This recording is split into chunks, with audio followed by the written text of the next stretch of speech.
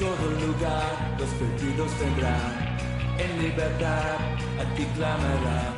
Llevaste la cruz, por este vivo estás, mi Dios, a ti mi vida te daré.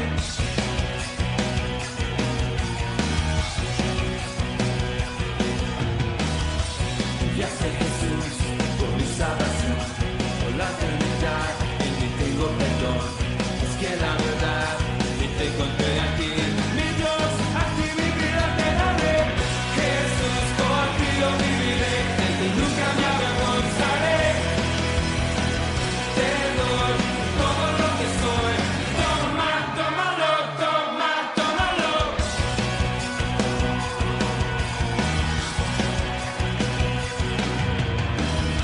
Enviaste a Jesús por mi salvación, por la eternidad, en ti tengo perdón. Busqué la verdad y te encontré aquí, mi Dios, a ti mi vida te daré. Jesús, por ti yo viviré, en ti nunca me avergonzaré. Te doy todo lo que soy, toma, tómalo, toma, tómalo. Jesús, por ti yo viviré, en ti nunca me avergonzaré. Te doy todo lo que soy, toma, tómalo, toma, tómalo. Eres el que viste al ciego dar, brillas en la oscuridad. La salvación del mundo en tus manos está. Eres el que viste al ciego dar, brillas en la oscuridad. La salvación del mundo en tus manos está. Reinos, y ocurrió precisamente en Roma, en los reinos de los gobernadores en ese tiempo, ¿ok? Y en ese tiempo estaba Herodes el Grande.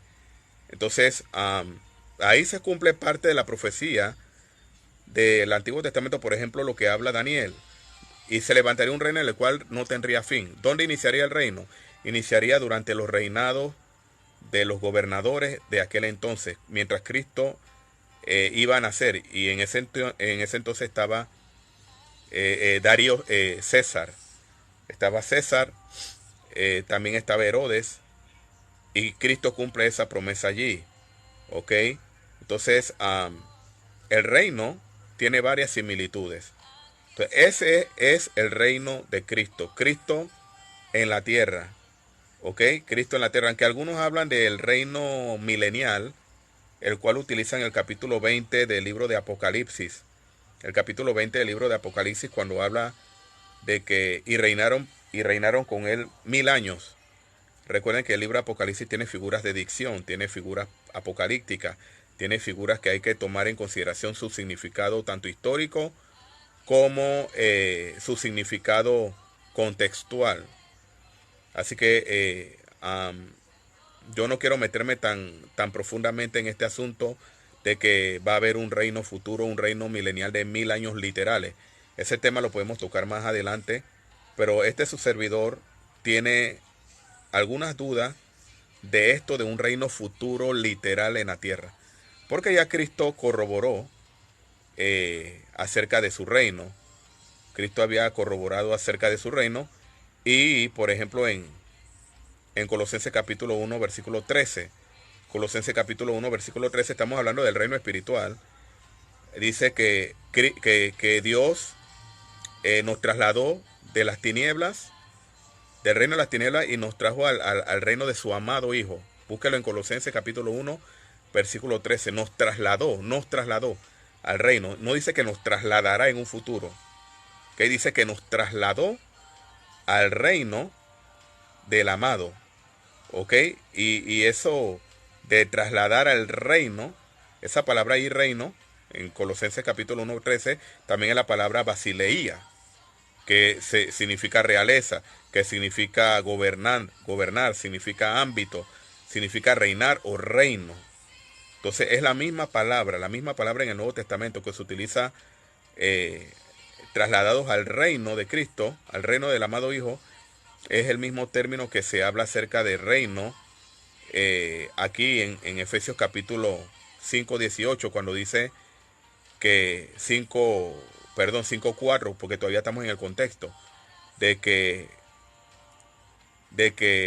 ninguna de estas personas que mencioné anteriormente, los idólatras, los ávaros, los deshonestos, etcétera, tienen parte en el reino de Cristo, en el reino de Cristo. Mira, no dice que tendrán parte, dice ninguno de ellos tiene herencia, tiene herencia.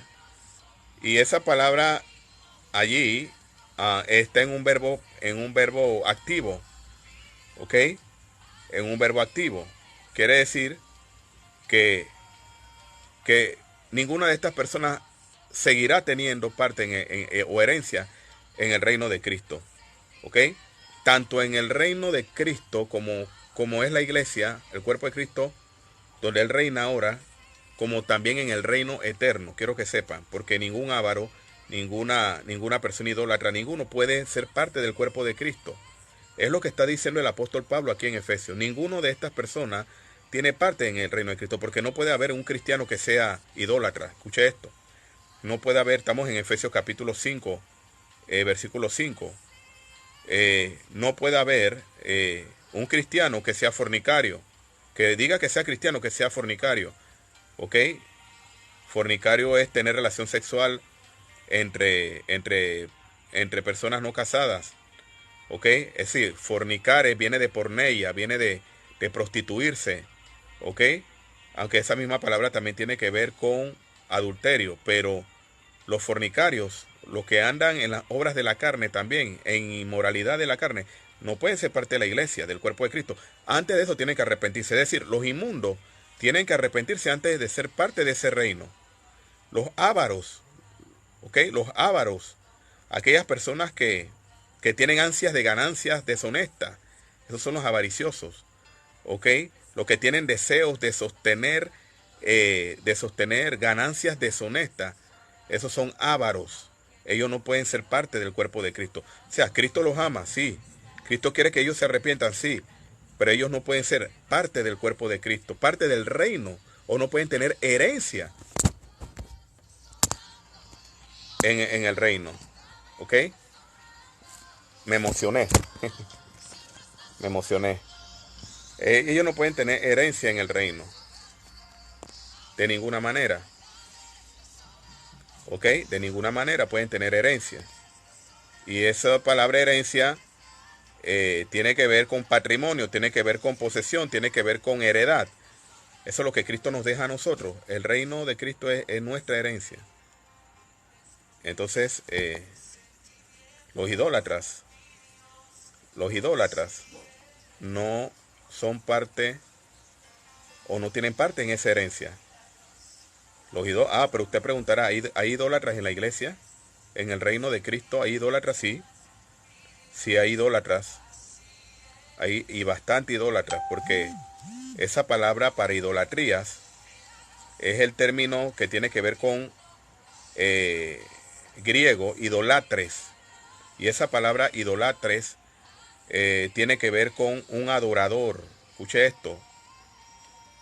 Un siervo de una imagen. Siervo de una imagen. Figurativamente o literalmente. ¿Okay? Porque la persona que es idólatra puede adorar literalmente o figurativamente. Eso es lo que es un idólatra. ¿Okay? Viene el término idolatres. Alguien que es siervo de una imagen. Pero usted puede también hacerse cualquier imagen que no tenga que ser materialmente. Y si es idólatra en lo espiritual, usted puede ser idólatra de su matrimonio. Usted puede ser idólatra de una mascota. Usted puede ser idólatra de su celular, de su dispositivo. Usted puede ser idólatra de algún hijo suyo. Usted lo puede idolatrar. ¿Ok? Lo puede formalizar como una imagen. Y en la iglesia hay gente idólatra también, porque hay gente que idolatran a los pastores. Hay gente que idolatran a los pastores, a los siervos. Y déjeme decirle que cada pastor o cada ministro que permite que se le brinde un elogio más allá del que no le es debido, usted está siendo propenso a que reciba adoración.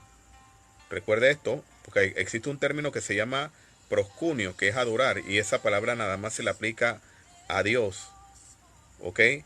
Pero si usted se convierte en una figura de adoración en la congregación, entonces caería en lo que es idolólatres, esa palabra, que significa adorar una imagen, significa ser un adorador, y usted puede adorar algo material o algo que usted considera que ama, pero usted no le puede quitar el lugar a Dios, porque el único que merece adoración es Dios, ¿ok? Es el eterno, nuestro Padre celestial, el único que merece toda gloria, toda honra, toda adoración. Usted no puede ser un idólatra. Hay cristianos idólatras, quiero que sepan. A veces señalamos a los católicos, señalamos a la Iglesia Universal Católica, a Romana, etcétera, etcétera, pero dentro de nuestro entorno también hay idolatría. Así que este término, aquí cuando Pablo lo utiliza, está hablando a cristianos, no le está hablando a impíos, porque él está hablando del reino de Cristo, ¿ok? Él está hablando ahí del reino de Cristo, y también ahí añade el reino de Dios, ¿ok? Ahí está hablando de dos reinos, el reino de Cristo y el reino de Dios. Entonces, el reino de Cristo tiene que ver con el entorno donde Él reina. Eso es lo que implica. Y el reino de Dios, claro que proviene también, viene también prefigurando lo espiritual. ¿Ok? Viene prefigurando lo espiritual. Entonces, ninguna de estas cosas, ni inmoralidad, impureza, avaricia, idolatría, tiene que ver parte en su reino, ¿ok? Entonces, no hay duda de que esta persona no es salva. Esta persona no es salva. Entonces, hay que entender esto. Cristo reina sobre los redimidos, ¿ok? ¿Dónde Cristo reina? Cristo reina sobre los redimidos, los que han sido redimidos, ¿ok? Mira lo que dice Hechos capítulo 1, versículo 3. Dice, a estos también, después de su padecimiento, se presentó vivo y con muchas pruebas convincentes, indubitables, pues dice en la Reina Valera, acá en la versión de las Américas dice convincente, apareciéndose durante 40 días y hablándole lo concerniente al reino de Dios, ¿ok? Ya Cristo estaba resucitado, ya Cristo había ascendido, estaba apareciéndosele, a los discípulos. Se le apareció, al último que se le apareció fue a Pedro, se le apareció, bueno, posteriormente al apóstol Pablo, se le apareció a casi 400 personas, se le apareció a las mujeres, a María Magdalena, etcétera, a Pedro, a Cefas, y eso fue durante el periodo de cuando él había resucitado. Él está hablándole acerca del reino, ¿por qué? Porque precisamente era el reino que él iba a establecer. El reino que iba a establecer era su cuerpo en la tierra, que era la iglesia. Ese era el reino donde él iba a reinar, porque ¿quién reina? Cristo reina sobre los redimidos, ¿ok? Él reina sobre los redimidos. Entonces eso es muy importante que nosotros lo sepamos, ¿ok? Yo les hablé acerca de de Colosenses capítulo 1:13, donde habla de que fuimos sacados del reino de las tinieblas. Había un reino de las tinieblas espiritual, al reino del amado Hijo. Ese reino que no es literal, ese reino es espiritual. Colosenses 1:13 es un reino espiritual. Así que también es importante que entendamos de que allá en Apocalipsis capítulo 1, versículo 6, habla de que Él nos escogió de entre lengua, linaje, de toda lengua, linaje y nación. 1:4 al 7, 1:4 al 5, perdón, y 6. Reino, lengua, linaje, nación, para que fuésemos reyes y sacerdotes. Reyes y sacerdotes. Entonces, quiero que sepa que eso lo hizo Cristo cuando Él resucitó. ¿ok? Nos hizo reyes, nos hizo sacerdotes, ¿ok? Nos hizo reyes, nos hizo sacerdotes.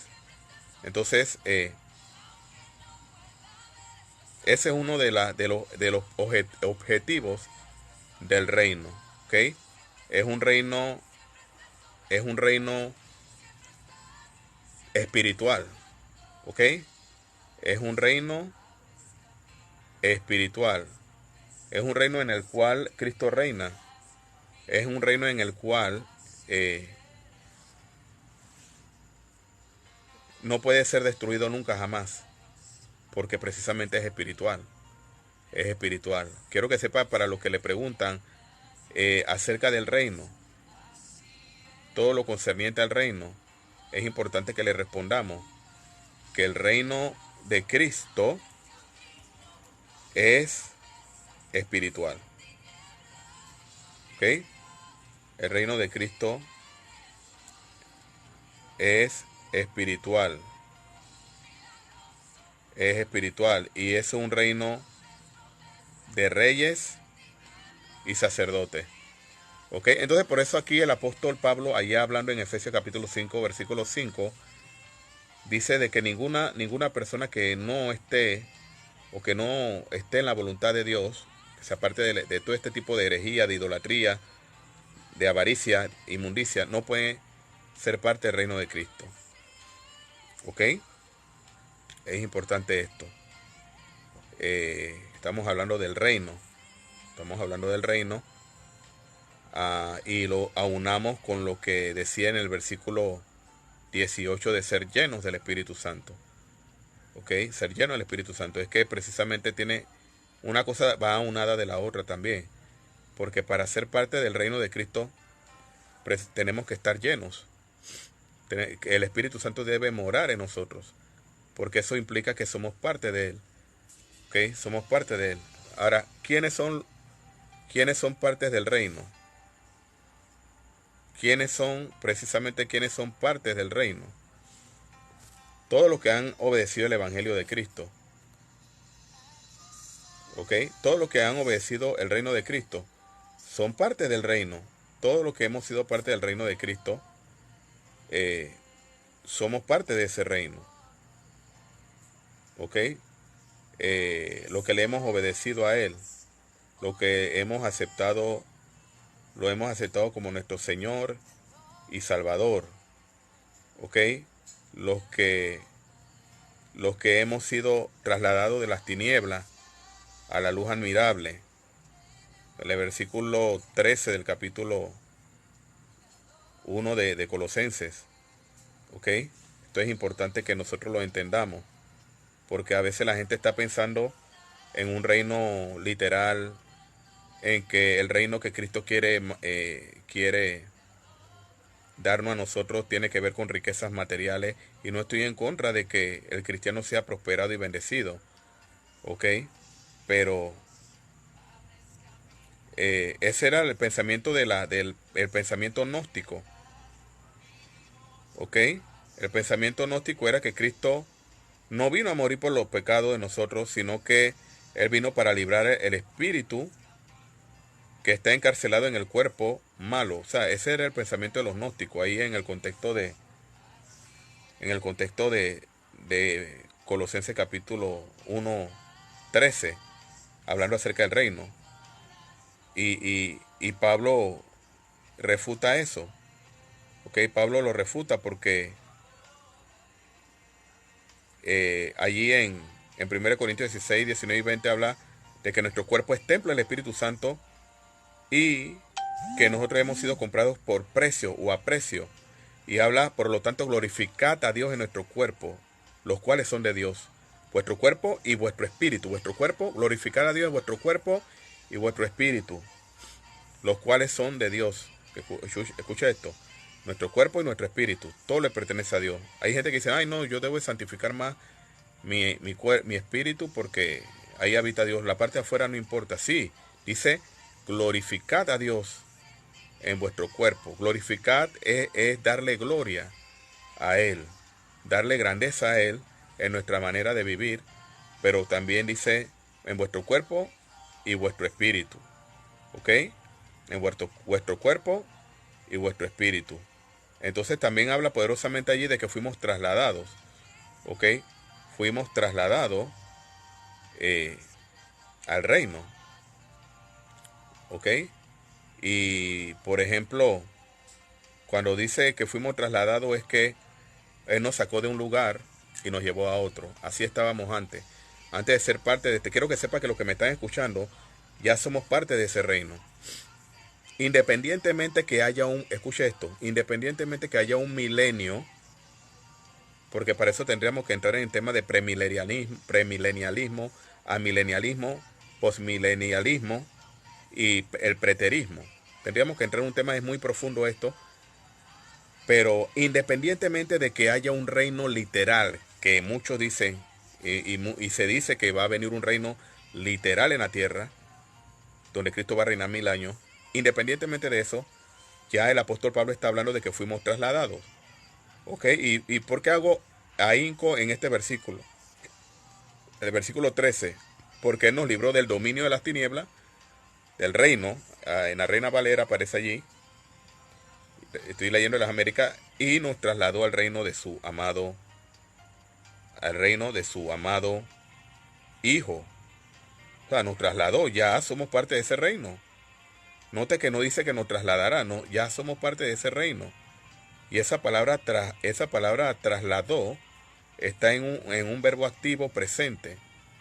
¿Ok? Nos trasladó, no está diciendo que eso va a ocurrir en un futuro. Ya nos trasladó. Ya vivimos con Cristo. Cristo reina. Ese verbo trasladar es la palabra metisemi. Escucha esto. Y esa palabra metisemi aparece 5 veces en el Nuevo Testamento. 5 veces, y voy a mencionarlo, 5 veces en el Nuevo Testamento. En Lucas capítulo 16, versículo 4, ¿ok? Aparece esto. Cuando se le quite la mayordomía, está hablando del asunto de la mayordomía, ¿ok? Donde se le sería quitado a uno y se le daría la mayordomía a otro. En Hechos capítulo 13, versículo 22, ¿ok? Cuando habla allí acerca de que después de quitarlo, le levantó por rey a David, el cual Dios también testificó y dijo: he hallado a David, hijo de Isaí, el hombre conforme a mi corazón, que hará toda mi voluntad. Entonces, después de quitarlo, esa palabra trasladar allí, quitarlo, ¿ok? Ese también habla acerca de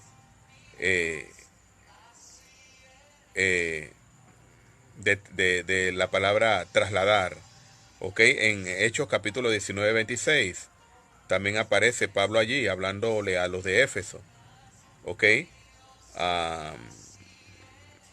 Ahí explica acerca de que nos ha apartado, dice, por la gran cantidad de gente, y le ha apartado diciendo: los dioses hechos de mano no son dioses verdaderos. Ahí también utiliza la palabra trasladar, ¿ok? Ahí también. Y finalmente en 1 Corintios capítulo 13, versículo 2, ¿ok? Donde dice, 13, versículo 2, donde habla acerca de los dones espirituales, de que si yo tuviera toda la profecía, entendería todos los misterios, de tal manera que tuviera toda la fe para trasladar montañas. Entonces esa palabra trasladar allí es la misma palabra que usa en Efesios capítulo 1, versículo 13, donde dice que nos trasladó, aleluya, de las tinieblas, nos sacó de un lugar donde no teníamos vida y nos llevó, dice, nos trasladó al reino del amado Hijo, de su amado, ¿ok? De su amado Hijo. Entonces, esto es importante entenderlo, ¿ok? Entonces, el reino de Cristo, los que son trasladados al reino de Cristo, son todos los que han recibido a Cristo como Señor y Salvador. Se han bautizado para el perdón de sus pecados, según Hechos capítulo 2, versículos 37 y 38. ¿Ok? ya uno aceptando a Cristo, recibiéndolo como Salvador, bautizándonos en esa promesa, en ese mandamiento, somos parte de ese cuerpo, ¿ok? Pero Juan el Bautista y Jesús anunciaban ese reino, ¿ok? Y miren, ellos anunciaban que el reino se había acercado, ¿ok? En Mateo 3:2 lo dice Juan: arrepentidos porque el reino de los cielos se ha acercado. Y Cristo lo corrobora en Mateo 4:17, donde dice: desde entonces Jesús comenzó a predicar y a decir: arrepentidos porque el reino de los cielos se ha acercado. Ahora bien, cuando Cristo en la oración, más adelante en el capítulo 5 del libro de Mateo, en la oración, cuando dice: venga tu reino, cuando oréis así: venga tu reino, ¿ok? Porque el reino todavía precisamente no había llegado, que Cristo estaba a punto de establecer ese reino. Por eso es que en la oración nosotros no debemos de orar que venga el reino como en aquel tiempo, cuando Jesús usó esa oración. Ya Cristo resucitó, está a la diestra del Padre. Ahora nosotros podemos orar y decir: yo una vez di una enseñanza de esta y yo enseñaba a los hermanos a decir: establece su reino en los corazones. Ya no podemos decir: venga tu reino, porque ya el reino de Cristo Cristo estableció. Fuimos trasladados, miren, le estoy dando textos bíblicos, fuimos trasladados de las tinieblas al reino de Cristo, reino espiritual. Ahora nosotros lo que oramos es: Padre, establece tu reino sobre ellos. Establece tu reino sobre aquellos que no te conocen. Establece tu reino, que es tu palabra, que es Cristo en el corazón de los hombres. Establécelos. Hay una diferencia de decir: venga tu reino. Ahora, venga tu reino, aquellos que no lo tienen ya no orarían así. Nosotros que ya tenemos el reino tendríamos que orar para que el reino de Cristo se establezca en los corazones. ¿Y cómo ese reino se va a establecer? Tendríamos que predicar el evangelio, porque el reino se establece cuando el evangelio es predicado. Note que allí mismo el texto que le leí, Juan el Bautista decía: arrepentidos, y la palabra arrepentido es metanoia. Metanoia es cambiar de pensamiento, cambiar de mente, cambiar de parecer. Eso es lo que es la predicación del evangelio. La predicación del evangelio lleva a la gente al arrepentimiento, ¿ok? Entonces, cuando la gente se arrepiente de sus pecados, como dice Mateo 4:17, y Cristo dice: arrepentidos porque el reino de los cielos se ha acercado. Para ser parte de ese reino hay que arrepentirse, ¿ok? Hay que creer en el evangelio, hay que arrepentirse, hay que, una vez que tú cumples esto, hay que bautizarse también, porque también es un mandamiento, ¿ok? Entonces, mira lo que dice Marcos 9, versículo 1. Jesús dijo que hay algunos de los que están aquí no gustarán la muerte hasta que hayan visto el reino venido con poder. Marcos capítulo 9, versículo 1. ¿Ok? ¿Verdad? Os digo que algunos de los que están aquí que no probarán muerte hasta que vean el reino de Dios después de que haya venido con poder. Pero mira lo que dice, vamos a la gramática. La gramática dice: algunos de los que están aquí, Cristo estaba allí hablando con ellos, con los discípulos. Capítulo 9, versículo 1. De los que están aquí entre nosotros, hay muchos de los que están aquí que no gustarán la muerte. Es decir, que no van a morir. Y pasó precisamente así, porque los que estaban ahí eran los apóstoles. Y el único que, murió y se quitó la vida fue fue Judas Iscariote. Judas, ¿ok? El traidor. Pero en el aposento, en la ascensión, antes de ascender, y en el día de Pentecostés, el Espíritu Santo vino. El Espíritu Santo vino en Hechos capítulo 1 y después en la introducción 1 y capítulo 2. Y esa palabra se cumplió cuando dice: muchos de los que están aquí, escuchen esto, muchos de los que están aquí no probarán la muerte hasta que vean el reino que haya venido con poder. ¿Y dónde se cumplió este texto? Este capítulo 9, versículo 1 de Marcos, se cumple en Hechos capítulo 2, porque el reino vino con poder. El día de Pentecostés se derramó el Espíritu Santo. ¿Cuál era el reino? El reino era el Espíritu Santo sobre ellos para establecer ese día ese reino. ¿Ok? Esta es mi interpretación del contexto utilizando dos textos paralelos. ahí se cumple Marcos capítulo 9, versículo 1. El día de Pentecostés. ¿Ok? Ese reino vino con poder. Y miren lo que dice después de morir Jesús. En el Lucas capítulo 23, versículo 51. José de Arimatea. eh,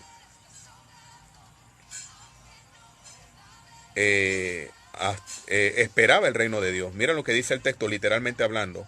El cual no había ascendido al plan y al poder de los demás, que era de Arimatea, ciudad de los judíos. Arimatea era una ciudad cerca de Israel, que esperaba el reino de Dios.